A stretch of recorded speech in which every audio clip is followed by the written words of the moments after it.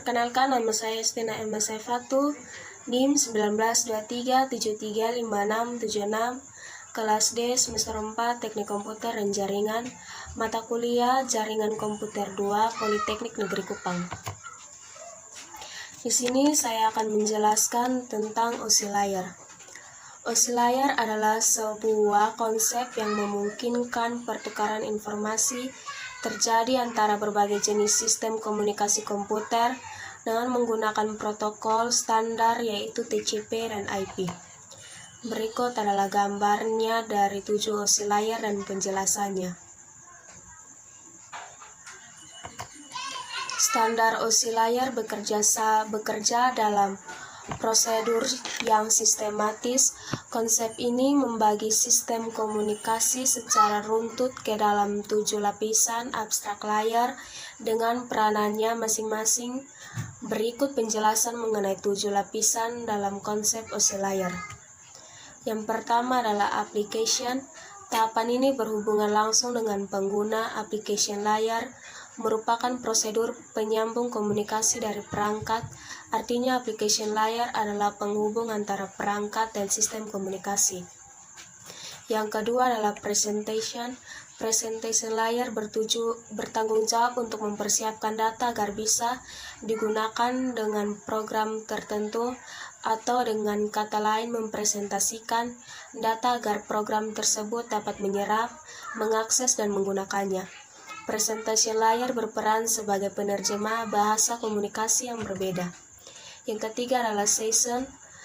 Durasi waktu yang diperlukan untuk berkomunikasi disebut session atau sesi. Lapisan ini bertanggung jawab untuk membuka jaringan dalam durasi waktu yang cukup agar pertukaran data berjalan dengan baik. Session layer mengirimkan data melalui pos-pos. Yang keempat adalah transport. Transport layer berperan sebagai penanggung jawab kiriman pesan antara dua perangkat, mengambil data dari layer sebelumnya dan meneruskannya ke lapisan berikutnya, sekaligus memastikan bahwa data tersampaikan dengan baik. Lapisan ini bertanggung jawab untuk mengendalikan alur komunikasi antara dua perangkat yang kecepatan internetnya berbeda agar dapat saling mengoptimalkan, juga memastikan data tersampaikan secara lengkap dan meminta kiriman ulang jika gagal. Yang kelima adalah network. Network berarti jaringan. Dalam hal ini, network layer bertugas untuk memberikan jalur sebagai fasilitas bagi proses pertukaran informasi antara dua jaringan berbeda. Network layer tidak diperlukan pada komunikasi perangkat di jaringan yang sama. Network layer mencari jalur komunikasi terbaik antara jaringan atau routing. Yang keenam adalah data link. Jika network layer adalah penyalur informasi antar jaringan, data link merupakan pemberi jalur komunikasi di dalam jaringan yang sama. Tugas-tugasnya hampir sama dengan network layer dan transport layer, hanya saja internal dalam satu jaringan. Yang ketujuh adalah physical, lapisan paling dasar dari ketujuh oscillator. Bertanggung jawab mentransmisikan data dalam bentuk bit stream. Physical layer mencakup segala peranti pertukaran informasi yang dimiliki oleh dua perangkat yang melakukannya, termasuk kabel dan tombol-tombol. Bitstream bisa dikatakan sebagai data digital. Bentuknya tak kasat mata dan berurutan melalui alur tertentu yang bisa ditransmisikan melalui media fisik. Berikut adalah cara kerja dari oscillator.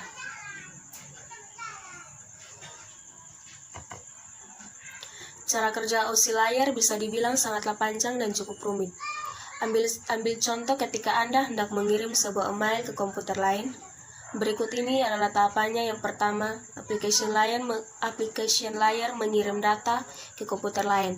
Yang kedua, presentation layer melakukan konferensi email menjadi format jaringan. Yang ketiga, session layer membentuk sesi perjalanan data sampai proses pengiriman selesai dilaksanakan. Yang keempat, transport layer pengirim memecah data dan dikumpulkan lagi di transport layer penerima.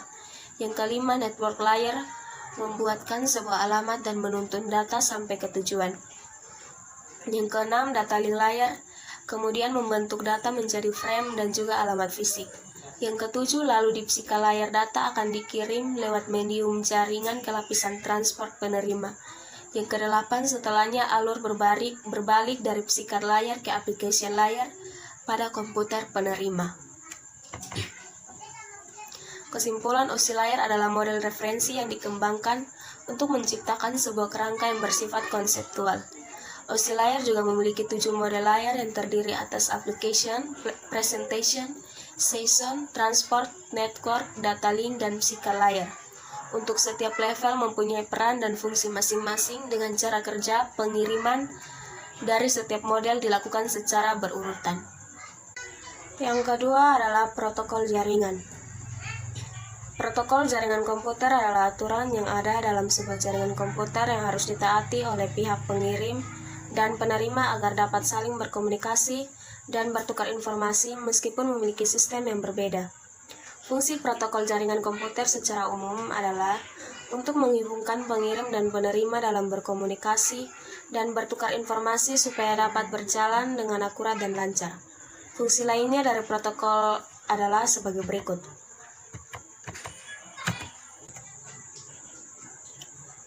Yang pertama adalah encapsulation. Sebagai pelengkap informasi yang akan dikirimkan bersama dengan alamat, kode-kode koreksi, dan lainnya. Yang kedua adalah connection control, membangun hubungan komunikasi dari transmitter ke review untuk mengirim data dan mengakhiri hubungan. Yang ketiga adalah flow control, mengatur perjalanan data dan transmitter ke review yang dilakukan dengan cara satu persatu guna membatasi jumlah data yang dikirimkan. Yang keempat adalah error control, mengawasi terjadinya kesalahan saat proses pengirim data. Jika terdapat kesalahan, maka paket akan langsung dibuang. Yang kelima adalah fragmentasi, proses di mana pihak pengirim membagi informasi yang dikirim menjadi beberapa paket data. Yang keenam adalah reassembly, proses di mana pihak penerima pengembalian kembali paket-paket data menjadi satu paket yang lengkap. Yang ketujuh adalah transmission service, memberi pelayanan komunikasi data seputar prioritas dan keamanan data.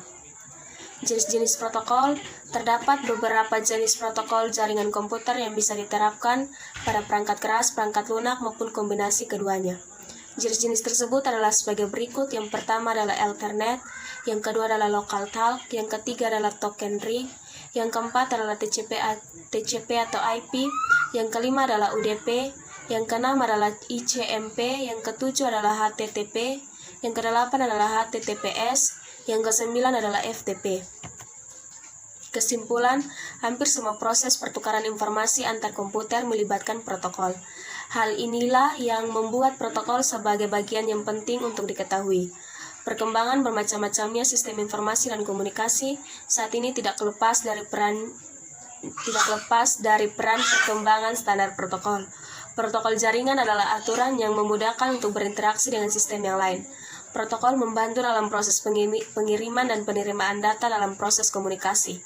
Jika tidak ada standar protokol yang digunakan, maka proses pengiriman dan penerimaan suatu data akan sulit, bahkan mustahil untuk dilakukan. Dikarenakan pada saat ini berbagai sistem informasi tidak hanya dikembangkan oleh satu vendor saja. Yang ketiga adalah router. Router disebut sebagai perangkat jaringan yang cerdas karena selain memiliki CPU dan memori, juga mampu menentukan jalur mana yang harus paket data lewati untuk menghubungkan beberapa jaringan komputer yang berbeda. Dalam proses routing ini, paket data bisa keluar serta masuk ke jaringan lainnya dengan bebas namun masih dalam aturan yang sudah ditetapkan. Routing ini dibedakan menjadi dua, yaitu routing statis serta dinamis, yang bisa Anda temukan perbedaannya di bawah ini. Yang berikut adalah cara kerja dari routing. Agar routing bisa bekerja dengan baik, ada beberapa hal yang harus diketahui, yaitu yang pertama, alamat tujuan atau destination address, alamat tujuan yang ingin dituju routing paket. Mengenal sumber informasi, router-router yang ada harus mengetahui dari sumber bisa dipelajari dan dipahami agar bisa sampai ke tujuan.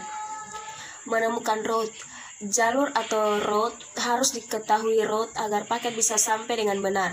Harus tahu route mana yang memungkinkan untuk network remote. Yang keempat, pemilihan route. Pada akhirnya harus tahu mana rute yang terbaik untuk setiap network remote dalam jaringan. Yang kelima, menjaga informasi routing. Inilah metode yang bisa menjaga rute sampai ke tujuan yang sudah diketahui sebelumnya dan yang paling sering dilalui. Jenis-jenis routing yang pertama, routing default. Pengertian routing default adalah salah satu jenis routing yang dipakai untuk mengirim berbagai paket secara manual dan umumnya digunakan pada jaringan yang memiliki satu jalur keluar atau local network. Default rute ini juga sering digunakan saat rute dari sumber ketujuan tidak dikenali atau saat tidak ada informasi yang memadai dalam tabel routing ke jaringan tujuan. Yang kedua adalah routing statis. Pengertian routing statis adalah suatu proses routing untuk menambah router di tabel routing di mana administrator menambahkan router tersebut secara manual. Karakteristik routing statis tentu saja karena tidak akan mengalami perubahan kecuali jika administrator mengubahnya. Hal ini tentu sangat cocok untuk jaringan komputer yang menggunakan sedikit router dan settingan routingnya tidak berubah dalam jangka waktu yang lama. Yang ketiga adalah routing dinamis. Pengertian routing dinamis yaitu routing yang digunakan untuk menemukan jaringan dan melakukan pembaruan routing tabel secara otomatis pada sebuah router. Cara kerja routing dinamis yaitu akan berjalan berdasar konfigurasi yang sudah dibuat oleh administrator. Berikut adalah gambar routing statis. Routing dinamis. Macam-macam routing. Yang pertama, routing langsung. Proses pengiriman paket data dari alamat IP, pengirim ke alamat IP penerima tanpa harus melalui host. Misalnya ada komputer X dengan alamat IP 192.168.1.60 ingin mengirim data ke komputer P dengan alamat IP 192.168.1.70, maka prosesnya bisa langsung dikirim saat itu juga. Yang kedua, routing tidak langsung. Sesuai namanya, routing ini berarti proses pengiriman tidak langsung karena dikirim dengan sebuah host.